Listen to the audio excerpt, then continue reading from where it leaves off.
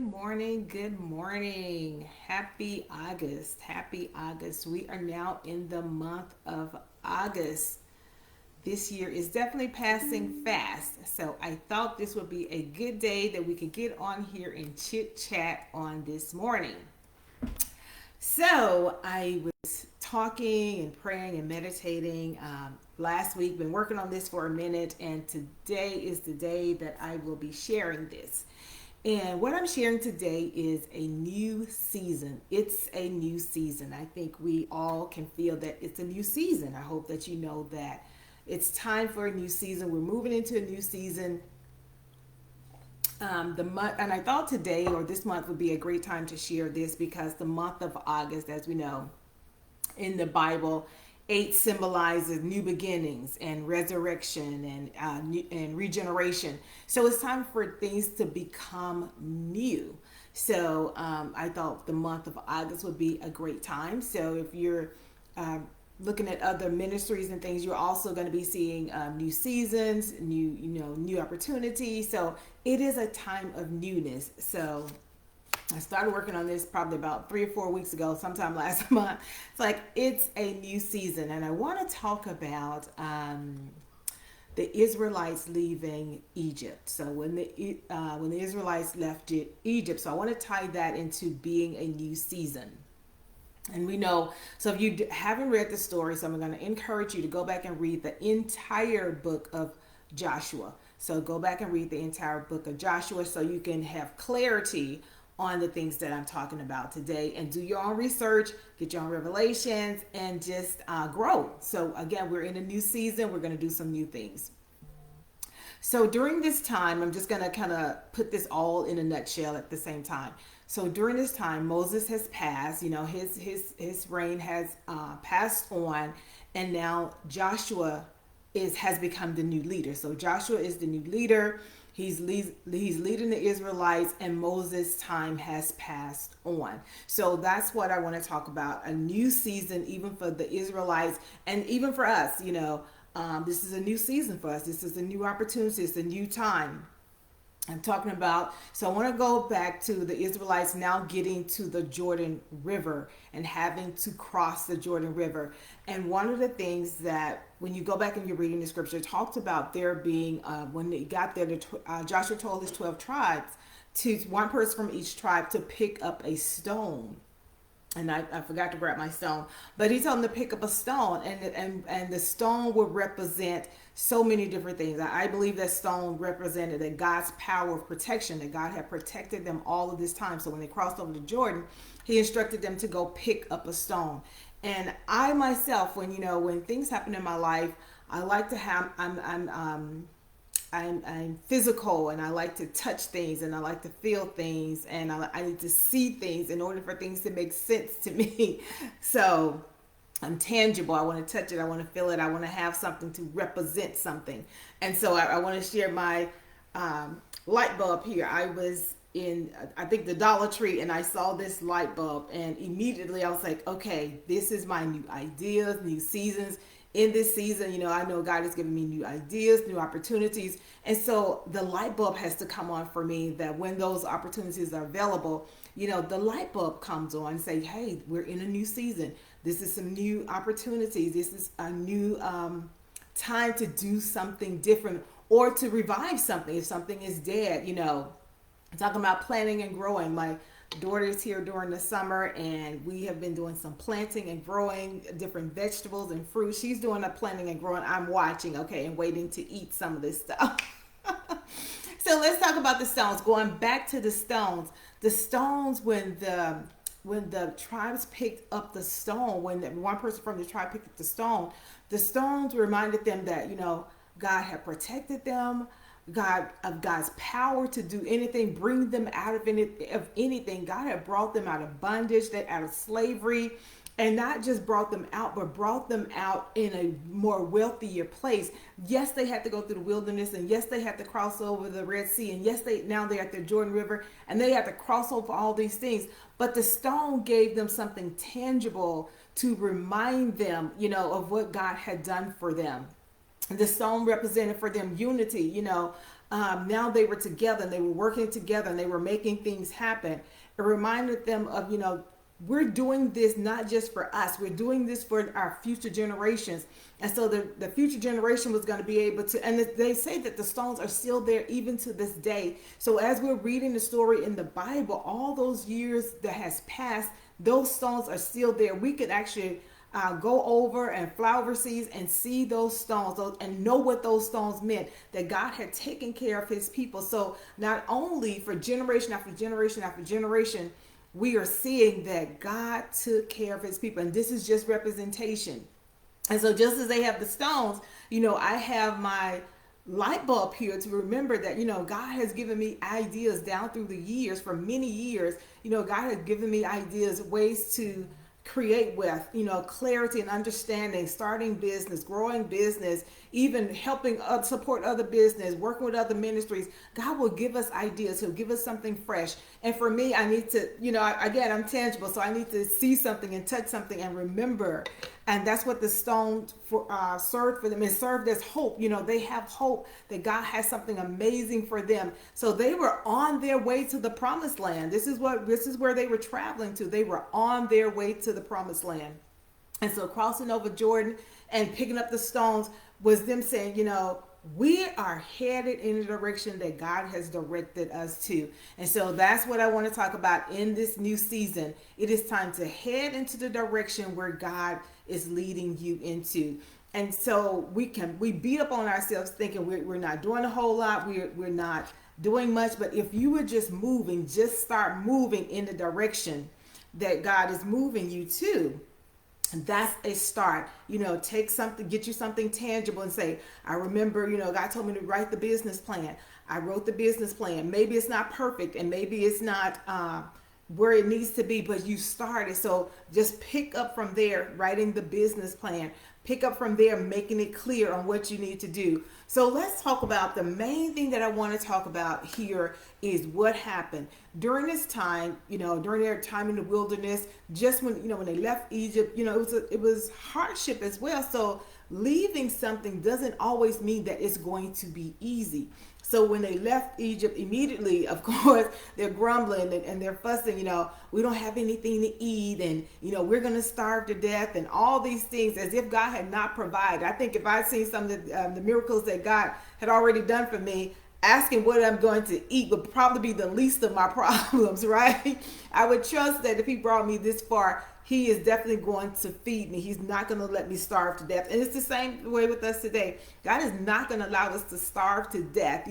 He's our God. He's our Father. He wants the best for us. He's not going to let us starve to death. And when I say starve to death, not only am I talking about food-wise, I'm talking about ideas and things that we can do to better ourselves. God is not going to allow us to starve to death. He will provide, but it is up to us to eat. So during this time, for 40 years, God had, supplied them with food for 40 years. God was so gracious and remembering even the small details, like, okay, they have Sabbath on the Sunday. So there was nothing going to be falling on the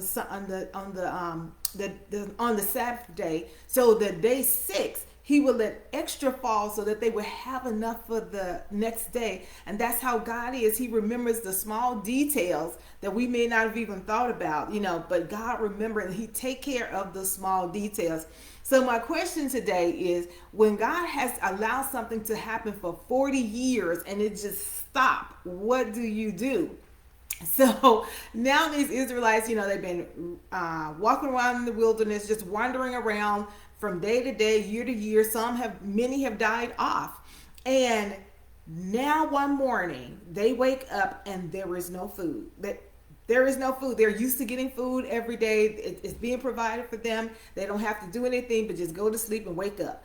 And that's how we are sometimes. God gives us and gives. But what do you do when you wake up and the manna has stopped? What are you going to do when you've been on the job for 40 years, 30 years, 20 years, 5 years, 10 years, 2 years, and they said, okay, we no longer need your services, or this company is closing down, or we're going to a more digitalized way of how we're doing your process. And so the job that we hire you for, we no longer need your services. And guess what? Most of the time in the corporate world, you don't get 2 weeks, 3 weeks, 4 weeks, 30-day notice. That's not how they do it. That's what they want, but that's not how they do it for those who are employed on a regular 9 to 5. On average, you are walked in and told, we thank you for your service, but this is going to be your last day. Or, they've already packed your desk up. Someone else had already had this discussion that this is going to be your last day. And this is kind of what God had done for his people. It's like, okay, I've already packed you up. It's time to move forward. So it can look like it's a devastating thing when we're laid off jobs and we're moved to different departments, but sometimes that's the best thing that can happen for us, because it takes us out of that comfort zone. And that's all that happened with the Israelites. They were taken out of the comfort zone. It's like, you guys are walking around in the wilderness for 40 years, but there's something so amazing and so great for you on the other side, but you got to push past this wilderness. And they weren't doing it. So God did it himself. He was like, I'm going to stop feeding you. I'm going to stop, because you're comfortable as long as I'm providing it. So as long as I'm making it a supernatural thing, you're comfortable. But I'm going to take you out of your comfort zone, and I'm going to move you to the place that you really need to go to and you really want to be at, even though you think this is okay. And so that's how we are in life sometimes. We get to the place and say, you know what, this is okay. I don't want a better car. It gets me to A to B. And God said, you can do better than A to B. You can have a brand new car. You can have an amazing home. You can have a great job. You don't have to make $18 an hour, $25 an hour. There is something better for you. You can have a worldwide ministry, that you can talk to millions and billions of people at one time. It's possible. But you're going to have to do something different this time. It's not enough to just start walking. It's not enough just to start moving. So, and that's where they were. The manna had stopped, and it was like, okay, now God, what do we do? And so God, said it's time to move to the promised land. Let's start moving. And here Joshua is now under new leadership as well. So that's what's going to have to happen in our lives. We're going to transition. And we got to learn to prepare. So God was trying to show them, there's no just sleeping and you wake up and there's food now. You're going to have to prepare the land. You're going to have to work the land. There is something amazing for you, but you're going to have to do it. It's the same with us. We want the large grants and we want the large loans and we want the large things and we want the money, but we don't want to do the paperwork. You're going to have to transition into doing the paperwork. You got to get your books in order. You got to get your house in order. And that's all God was trying to tell the Israelites. Is like, there is amazing land over here. I mean, there's fruits and there's vegetables. There's the fruit, they said, was so large that 2 men would have to carry some. Can you imagine? Because it was the land of giants. Giants were living over there as well. So let's talk about that. When we're moving, don't get stuck watching the giants, because one report came back saying, okay, we can absolutely do this. And then the second report came back and said, oh no, we cannot do this. We look like grasshoppers. Even though they were not grasshoppers, the report came back and said, we look like grasshoppers. So they saw themselves as not even being capable of doing it. Even though God had already worked with them supernatural, done some amazing things for them, conquered just everything that they needed and was taking care of them. When it got to the point that it was time to move on and move into this new season, they could not even imagine God doing it again. So that's what I want to talk to you about. Okay, let's imagine God doing it again. If he got you out of college, or if you quit college and you still got an amazing job, God did that. If you were making $15 an hour and here you are now making $30, $40, $50, $60 an hour, God did that. So he can easily get you to 150. He can get you to 250 an hour. He can get you to 500 an hour. Why can't you go speak and make $15,000 in that time of speaking? Other people are doing it. They're saying this is possible. So if it's possible for someone else, it certainly is possible for you. It certainly is possible for myself. So what we have to do in this season is believe that God will do it. For example, when it came time for the Israelites to move into the heart of what God was moving into, which was the promised land, they became fearful because they had to do something different, and they were now around different people. So it's the same way, and that may be familiar to some of us. God is trying to move us to a new career, and we are afraid. It's like, okay, God, I've been working on this job for 40 years. I think I'm just going to stay here. I know you're saying if I move over there, these people pay me $250,000, but I already know what time people come in, what time people leave. I know how to talk to them. I know the CEO, I know the CFO, I'm the manager, I'm the director. So I'm comfortable here. I know all the team that work below me. I know who's going to come in. I know who, who has bad attitude. You know all of these things.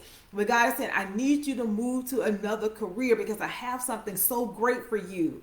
But you're going to have to get past the fear of being and come out of your comfort zone saying, this is so familiar.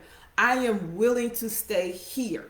And that's how the Israelites were. This is so familiar. I'm willing to stay here. But it was time to do something different. God's like, no, I don't care how familiar you are. I don't care how comfortable you are. But it is now time to do something different. Same way with starting a business. God is trying to push us into starting a business. You're fussing about, I don't get to take my time off. You don't have to ask for time off. And somebody over me get to say no, even though they're on vacation. I was listening to a speaker earlier this morning, and he was talking about how he wanted to go to his daughter's war ceremony. And the owner, who was not even in the building, was telling him no, was telling the managers and telling everyone to tell him no. Nobody's taking time off to go to their daughter's ceremonies or son's ceremonies and all these different things. But that same owner was going to their daughter's ceremony. He found out that this owner also had a daughter, and he was going to her ceremony just as he wanted to go to his daughter's ceremony. But that's what happened when we're not moving to where God is trying to place us at. Then we are stuck under rules and regulations of someone else. And he said that bothered him so much. It wasn't that someone was telling him no. It was that the person that was telling him no wasn't even in the building, and they were doing the very thing that they were telling him no, and there wasn't a reason to say no. It's just that because it belonged to them, the business belonged to the other gentleman, he had the right to say no. And he was saying no under no circumstance. I don't even care.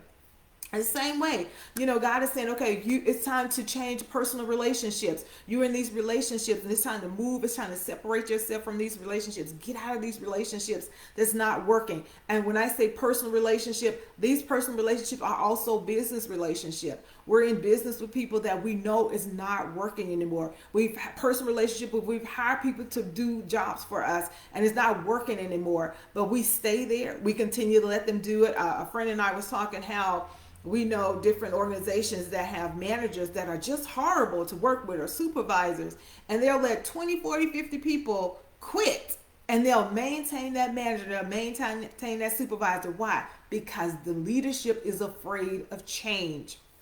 God is telling us it's time to better our lives. Do something better with your life. Go back to school. Don't be afraid to go back to school. It's not too late. Go get a certification.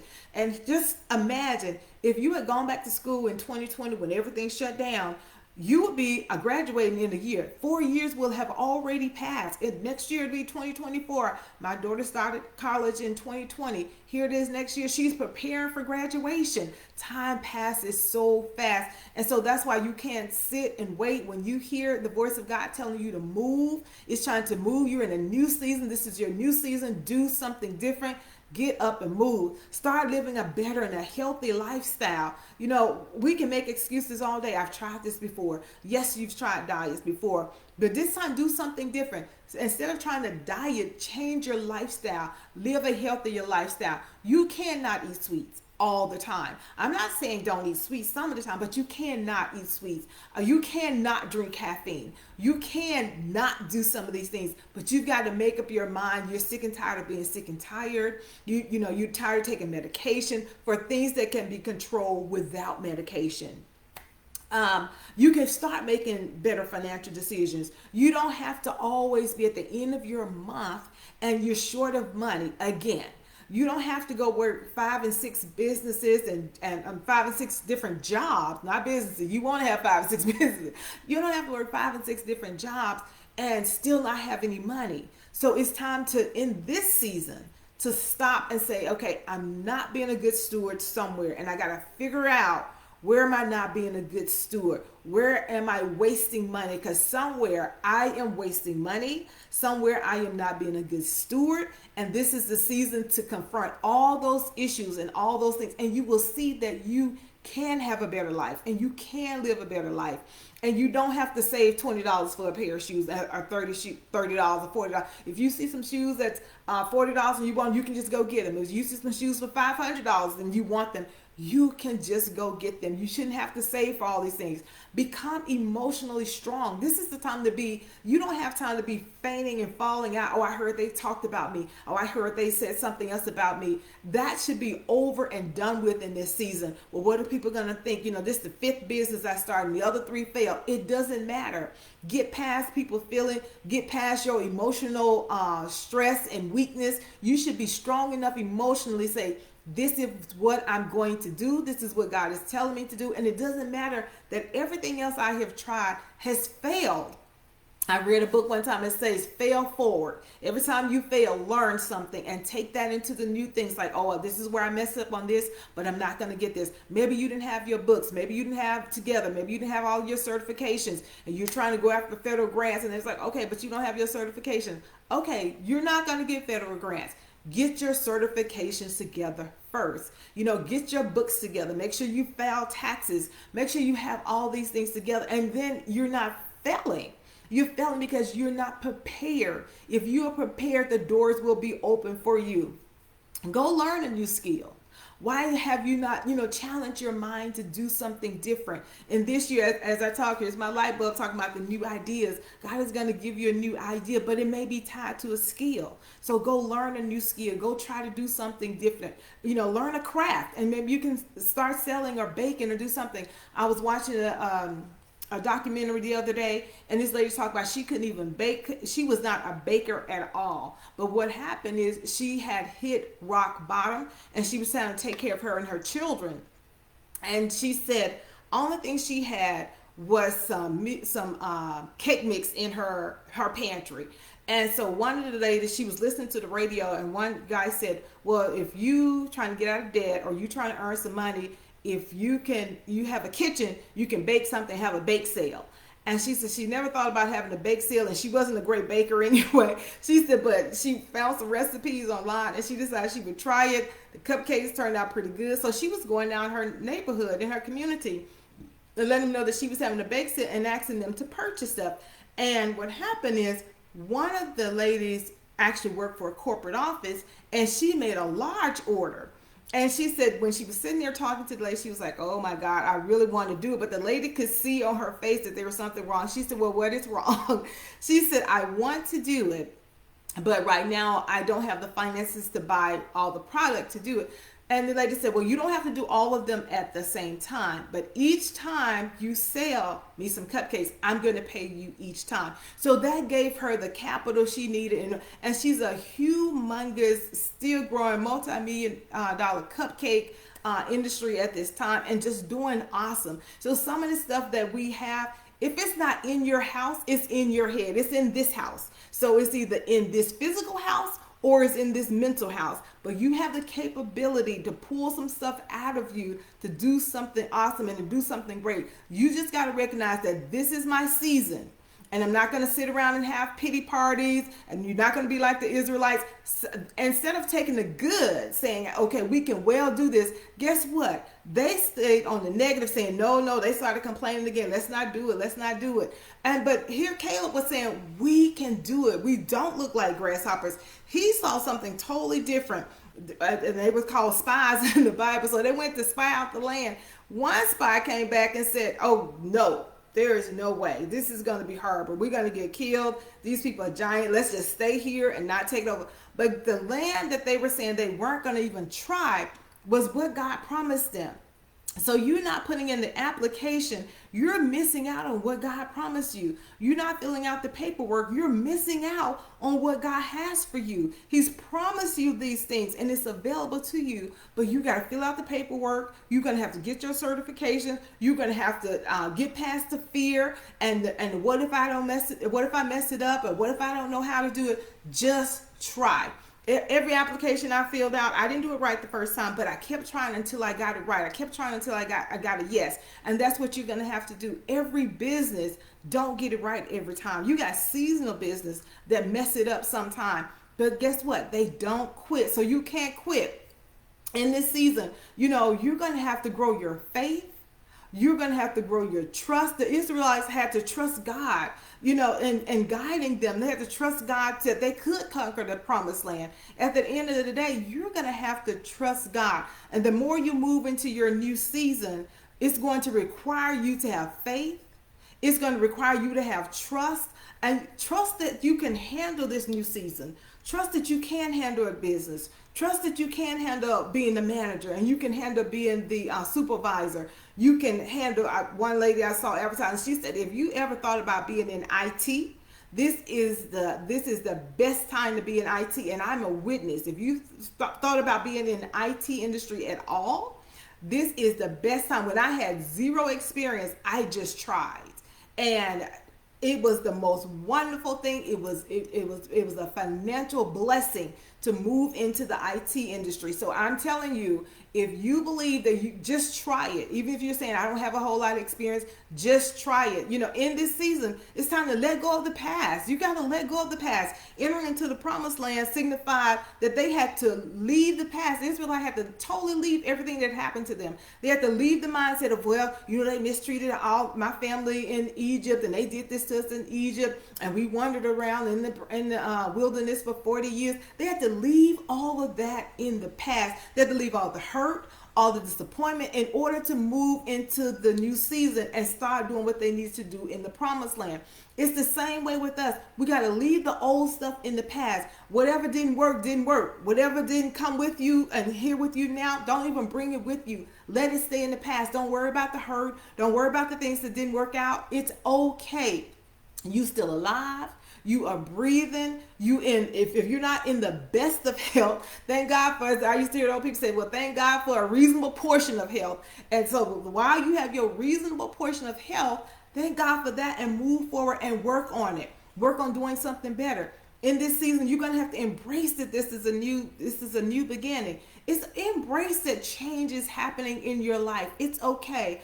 I hear people say, and people have said it to me, you know, you've changed. Well, you should be changing. You should be changing every hour. You should be changing every day. You shouldn't be the same person you were 5 days ago, 10 days ago. I hope that you are maturing. I hope that you are getting better. So when someone try to tell you, okay, you're changing, don't take it as a bad thing. Say, well, thank God I'm changing. That's a good thing. I'm changing. No, I'm not having the same conversations I had when I was 20. I'm not having the same conversations I had at 30 and 40. I'm not having those conversations. I'm having different conversations. So embrace that change is happening. You're entering into a new season. You should be changing. Your mindset should be changing. You should be in a different place, feeling different on how you gonna handle business this time.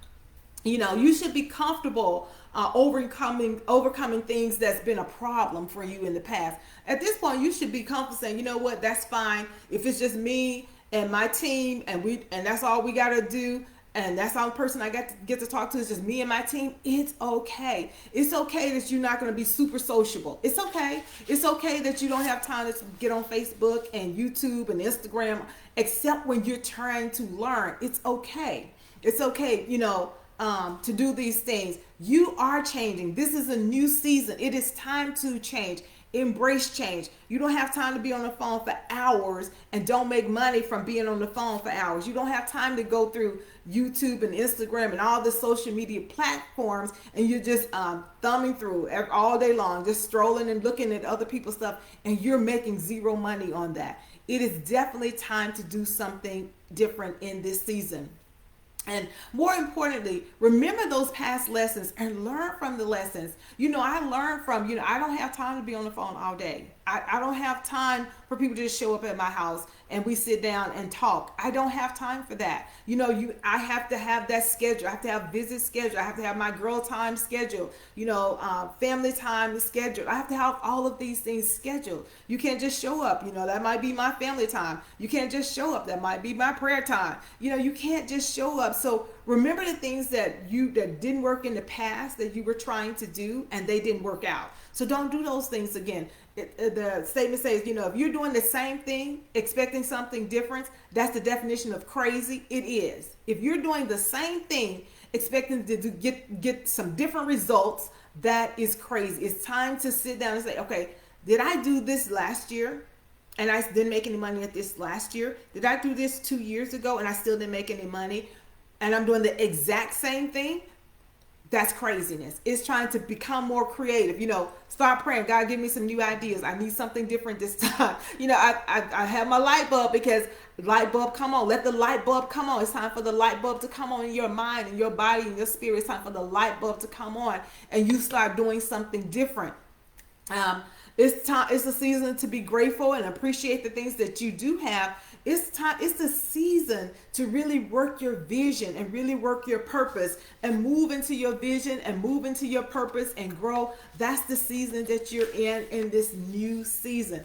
I myself, I'm talking about this because I know that I am in a new season. I'm creating products that I didn't sell products before. I have products that I sell now. Well, as many products as I'm selling now, I didn't have as many. I had some products, but I'm writing more. I'm being more creative. It's not just book 1, book 2, book 3, book 4. I'm writing on books more often so I can get more books created, that I can create journals. I can create these things on a more consistent base because the vision is to be more consistent so that I can move into my purpose, seriously move into my purpose and do the things that God has called me to do. But this is a new season and I'm doing things new and I'm doing things differently. And I pray that on today, when you're listening to this, that you recognize that you are in a new season and that you're going to be doing something different. The light bulbs are coming on, the ideas are flowing, and you're going to stop and recognize those ideas. You're going to pull them in. You're going to start working on those ideas. You're going to put those ideas in place. And more importantly, you're going to write the vision and you're going to make it plain, so that you can run with the vision and that it can start moving in place. Because if you are 40 and nearing 50, time is getting short. If you are 50 and moving forward, 60, 70, 80, time is getting short. So the window is shorter. And so you do have to move faster and you do have to put things in place and move now. Don't put off what you can do today for tomorrow. Do it today and do it now. I pray that you have an amazing day. And I pray that during this new season, especially in the month of August, that you do something awesome. This is a new beginning. This is resurrection. It's time for regeneration. This is our new season. Take full advantage of it. I'm praying for you. And let's chit chat later. Have a great evening. Well, have a great day. It's still morning. Have a great day. I'll talk to you soon. Bye-bye.